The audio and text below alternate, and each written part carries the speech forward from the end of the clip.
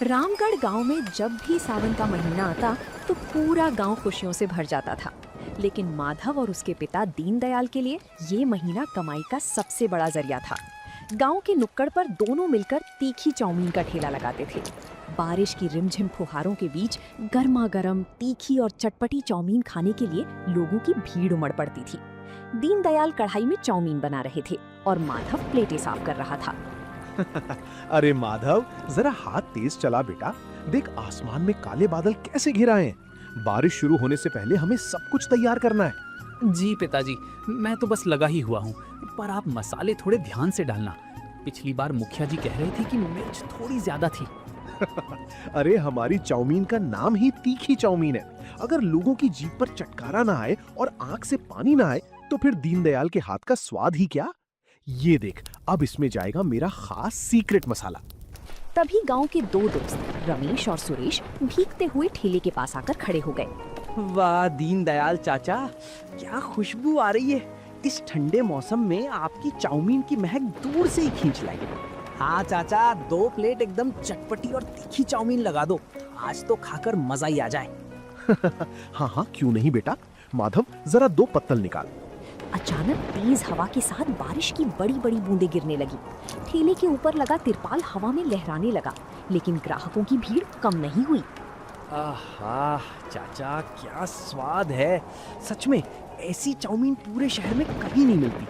ये जो आपका तीखापन है ना, यही दिल जीत लेता है। सही कहा रमेश भाई, इस बारिश के मौसम में ये तीखा स्वाद सोने पे सुहागा है। चाचा, इस स्वाद का राज क्या है? बेटा, इस स्वाद का राज है सही वक्त पर सही मसाले का तालमेल।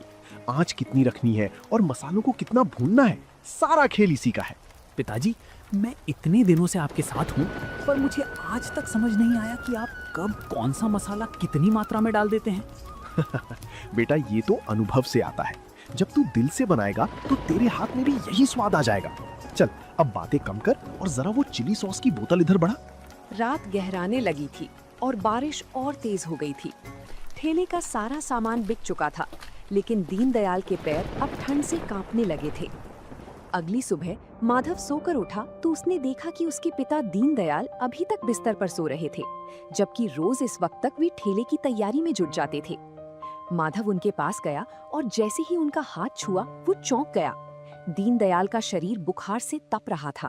पिताजी, आपको तो बहुत तेज बुखार है। आपका पूरा शरीर तप रहा है। आपने मुझे रात को बताया क्यों नहीं? कुछ नहीं हुआ बेटा। वो कल रात बारिश में ज्यादा देर तक भीग गए थे ना, बस उसी का असर है।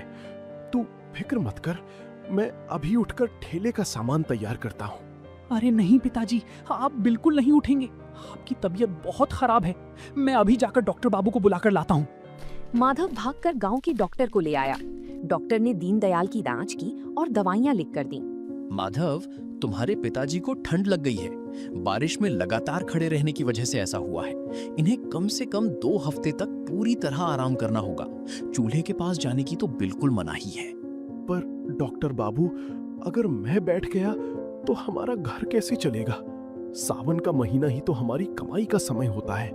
रोज का कमाना, रोज का खाना है हमारा।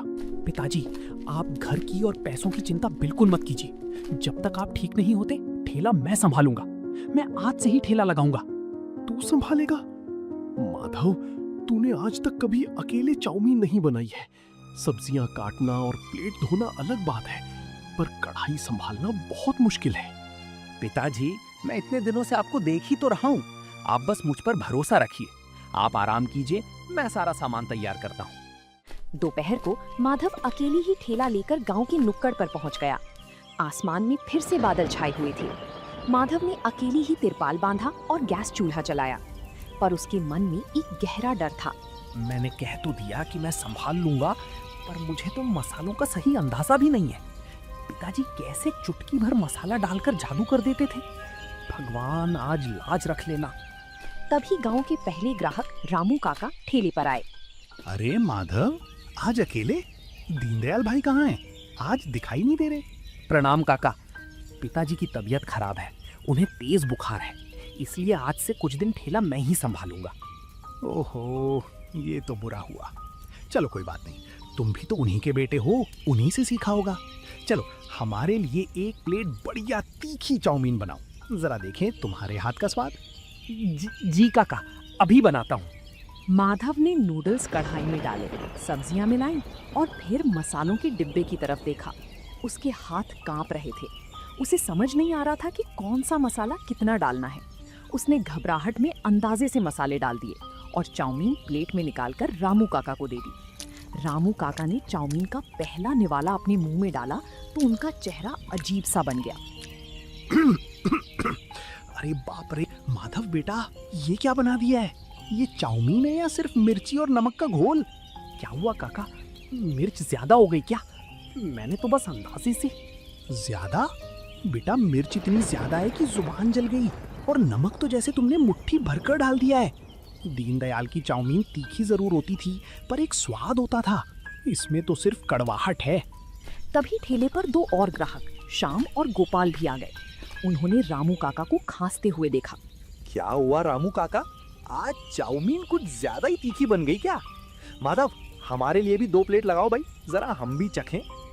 अरे श्याम, संभल कर खाना भाई, आज दीनदयाल नहीं है, माधव ने बनाई है। मेरे तो पेट में अभी से जलन होने लगी। मैं तो चला। काका पैसे मत दीजिए, मुझसे गलती हो गई। कोई बात नहीं माधव, पहली बार में ऐसा होता है। चलो हमारे लिए बनाओ, पर हाँ मिर्च और नमक जरा कम रखना। माधव ने गहरी सांस ली। इस बार उसने मिर्च बहुत कम डाली और नमक भी बिल्कुल थोड़ा सा डाला। उसने डरते डरते प्लेट श्याम और गोपाल की तरफ बढ़ाई।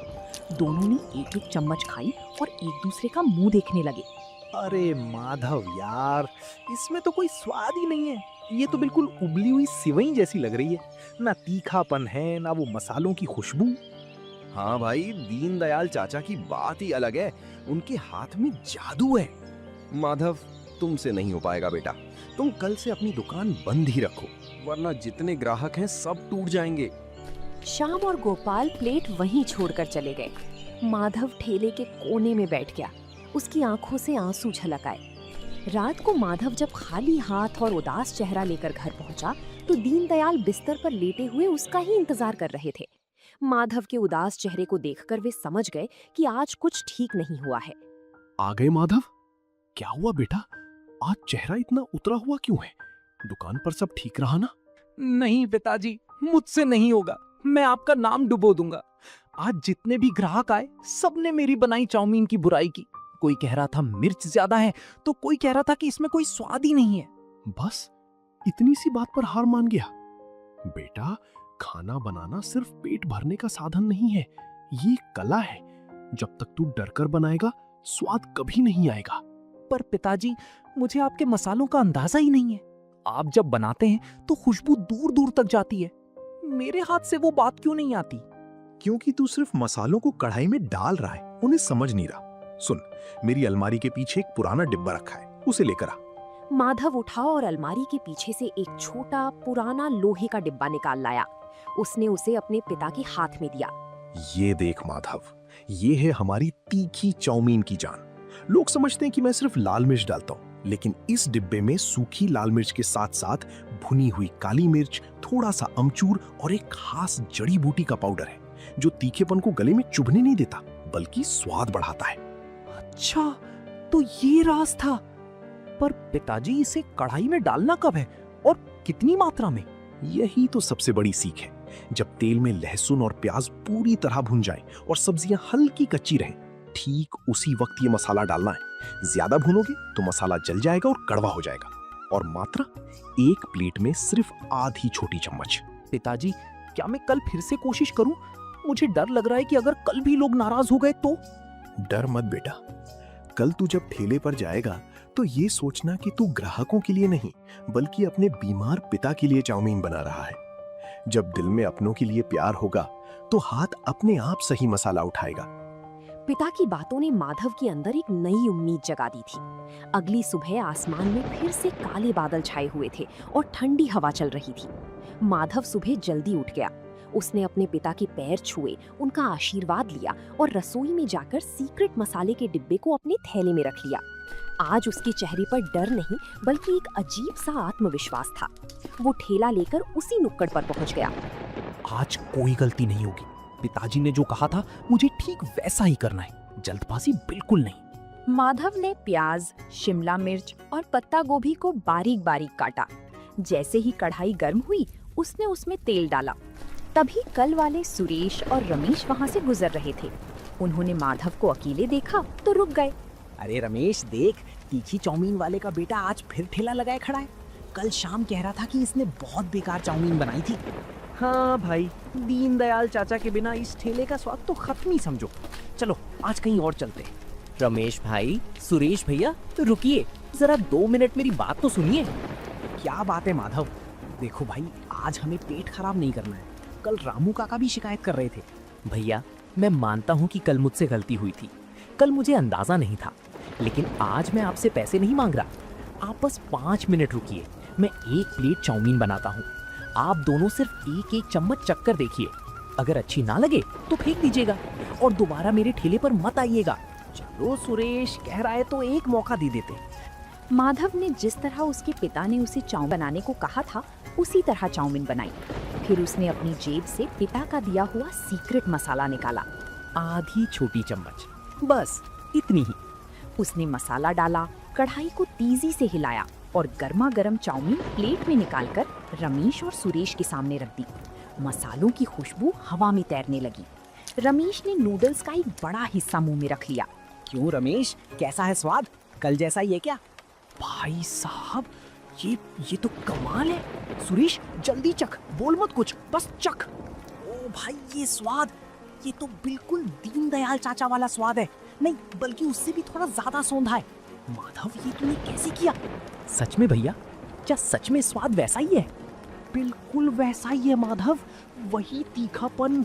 इस ठंडी बारिश में ये चाउमीन खाकर तो मजा ही आ गया। रमेश और सुरेश की बातें सुनकर रास्ते से गुजर रही 2-3 और लोग ठेले के पास आकर खड़े हो गए। अरे सच में क्या दीनदयाल भाई जैसा स्वाद आ गया इसके हाथ में? माधव, जरा हमारे लिए भी 1 प्लेट लगाओ भाई। इस बारिश में कुछ तीखा खाने का मन कर रहा है। हाँ काका, अभी लीजिए। एकदम कड़क और तीखी चाउमीन, जैसी पिताजी बनाते थे। देखते ही देखते माधव के ठेले पर लोगों की भीड़ जुटने लगी। माधव का हाथ अब तेजी से चल रहा था। उसे समझ आ गया था कि मसालों का सही संतुलन कैसे बनाना है। बारिश तेज होती जा रही थी, लेकिन लोग माधव की चाउमीन का आनंद ले रहे थे। माधव भाई, 1 प्लेट और पैक कर देना, घर पे पिताजी के लिए ले जाऊंगा, वो भी खुश हो जाएंगे। हाँ भैया, अभी पैक करता हूँ, बस 2 मिनट दीजिए। रात होने तक माधव का सारा सामान बिक चुका था। जब उसने अपनी गल्ला पेटी खोली तो वो पैसों से भरी हुई थी। माधव की आंखों में खुशी के आंसू थे। उसने मन ही मन भगवान और अपने पिता का शुक्रिया अदा किया। दिन बीतते गए और माधव की तीखी चाउमीन का नाम पूरे रामगढ़ गांव में फैल गया। माधव रोज सुबह उठकर अपने पिता की सेवा करता और फिर पूरी लगन के साथ ठेले की तैयारी में जुट जाता। दीनदयाल की सेहत में भी अब सुधार हो रहा था और वो अपने बेटे की इस कामयाबी से बेहद खुश थे। माधव, आज तो तू बहुत जल्दी तैयार हो गया बेटा। कल की कमाई कैसी रही?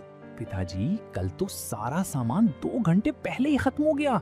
लोग दूर दूर से आ रहे हैं। ये सब आपके आशीर्वाद और उस सीक्रेट मसाले का जादू है।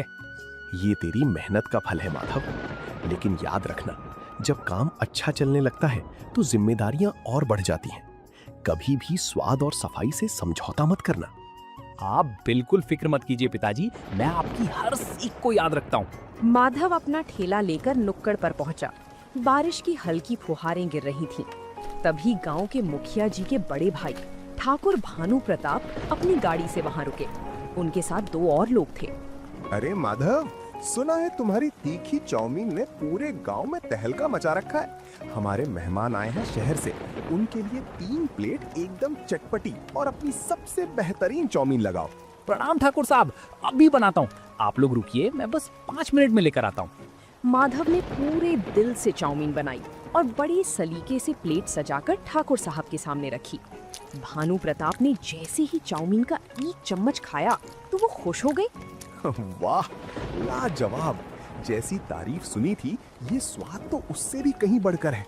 माधव, इस तीखेपन में जो स्वाद है वो सच में अनोखा है। बहुत बहुत धन्यवाद ठाकुर साहब। ठाकुर साहब ने खुश होकर माधव को अच्छे पैसे दिए और तारीफ करते हुए चले गए। लेकिन वहीं थोड़ी दूर पर खड़ा गांव का एक पुराना चाट वाला मंगू ये सब बड़े ध्यान से देख रहा था। माधव की बढ़ती भीड़ और ठाकुर साहब से मिली तारीफ देखकर मंगू के मन में बेचैनी होने लगी थी। शाम ढल चुकी थी और बारिश तेज हो गई थी। माधव के ठेले पर ग्राहकों की लाइन लगी हुई थी। मंगू का चाट का ठेला, जो कभी गांव में सबसे मशहूर हुआ करता था, आज बिल्कुल खाली पड़ा था। कल का आया हुआ लड़का और देखो कैसे पूरे गांव को अपनी उंगलियों पर नचा रहा है। मेरी दुकान पर कोई झांकने तक नहीं आ रहा। अगर ऐसा ही रहा तो मेरा तो धंधा ही चौपट हो जाएगा। तभी मंगू का एक पुराना मददगार जग्गू वहां आकर खड़ा हुआ। क्या हुआ मंगू भाई, बड़े गुस्से में दिख रहे हो? आज बोहनी नहीं हुई क्या? बोहनी कहाँ से होगी जग्गू, देख नहीं रहा वो दीनदयाल का लड़का माधव कैसे तिरपाल तानकर नोट छाप रहा है। अरे भाई, उसका स्वाद ही कुछ ऐसा है। मैंने भी एक दिन चखी थी उसके हाथ की बनी चाउमीन। उसके मसाले में कुछ तो अलग बात है जो हर आदमी को अपना दीवाना बना लेती है। अच्छा, तू भी उसी की तारीफ कर रहा है। मुझे पता लगाना होगा कि वो ऐसा क्या डालता है। कल मैं खुद उसके ठेले पर जाऊंगा और देखूंगा कि वो क्या छुपा रहा है। अगली दोपहर मंगू बड़ी चालाकी से मुस्कुराता हुआ माधव के ठेले के पास आया। राम राम माधव भाई, कैसे हो? सुना है आजकल तुम्हारी दुकान बहुत जोरदार चल रही है। राम राम मंगू भैया, बस सब भगवान की कृपा है और पिताजी का आशीर्वाद है। आप आज यहाँ कैसे? अरे बस ऐसे ही निकल रहा था तो सोचा अपने छोटे भाई से मिलता चलूं। वैसे माधव, दीनदयाल चाचा की तबीयत कैसी है अब? अब पहले से बहुत आराम है भैया। डॉक्टर साहब ने कहा है कि कुछ दिनों में वे बिल्कुल ठीक हो जाएंगे। चलो, बहुत अच्छी बात है। वैसे माधव, जरा हमारे लिए भी एक प्लेट तीखी चाउमीन बनाओ। हम भी तो देखें कि हमारे भाई ने क्या नया हुनर सीखा है। हाँ भैया, क्यों नहीं, मैं अभी बनाता हूँ। माधव चाउमीन बनाने में लग गया। मंगू की नजरें लगातार माधव के हाथों पर टिकी थी। जैसे ही माधव ने अपनी जेब से वो पुराना लोहे का डिब्बा निकाला और कढ़ाई में मसाला डाला, मंगू की आंखें चमक उठी। वो समझ गया कि असली राज उसी छोटे डिब्बे में छुपा है। हाँ, तो सारा खेल इस पुराने डिब्बे का है। वो इसे हमेशा अपनी जेब में रखता है। मुझे किसी भी तरह ये डिब्बा हासिल करना होगा, तभी मेरा धंधा वापस चमकेगा। उस रात बारिश बहुत तेज थी। पूरे रामगढ़ गांव की बिजली गुल हो चुकी थी और चारों तरफ गहरा अंधेरा था। माधव दिन भर की थकान के बाद गहरी नींद में सो रहा था। तभी उसके घर के पीछे वाली खिड़की से मंगू अंदर दाखिल हुआ। वो दबे पांव माधव के कमरे की तरफ बढ़ा, जहां अलमारी के पास माधव का थैला रखा हुआ था। कहाँ है, कहाँ रखा है उसने वो जादुई मसालों का डिब्बा? हाँ, मिल गया। ये रहा लोहे का डिब्बा। अब देखता हूँ माधव, तू कल दुकान कैसे चलाता है। जैसे ही मंगू डिब्बा लेकर पलटा, उसका पैर फर्श पर रखी एक बाल्टी से टकरा गया। तेज आवाज हुई और माधव की आंख खुल गई। कौन है? कौन है वहाँ? रुको! माधव तुरंत चोर के पीछे भागा। घर के बाहर तेज बारिश हो रही थी। मंगू कीचड़ में फिसलकर गिर गया था। माधव ये देखकर हैरान रह गया कि चोर कोई और नहीं बल्कि गांव का सबसे पुराना दुकानदार मंगू था, जिसके हाथ में वही लोहे का डिब्बा था। मंगू भैया, आप मेरे घर में चोरी कर रहे थे? और आपके हाथ में ये मेरे पिताजी के मसालों का डिब्बा क्यों है? माधव, मुझे माफ कर दो। तुम्हारी दुकान पर भीड़ देखकर और अपनी दुकान खाली देखकर मेरे मन में लालच आ गया था। मुझे लगा कि अगर ये सीक्रेट मसाला मुझे मिल गया तो मेरा धंधा फिर से चल पड़ेगा। मंगू भैया, आप तो मुझसे इतने बड़े हैं। पूरा गांव आपकी चाट का दीवाना था। अगर आपको ये मसाला चाहिए था तो आप मुझसे सीधे मांग लेते। इसके लिए चोरी करने की क्या जरूरत थी? मैं बहुत शर्मिंदा हूँ माधव। मैंने तुम्हारे साथ धोखा करने की कोशिश की।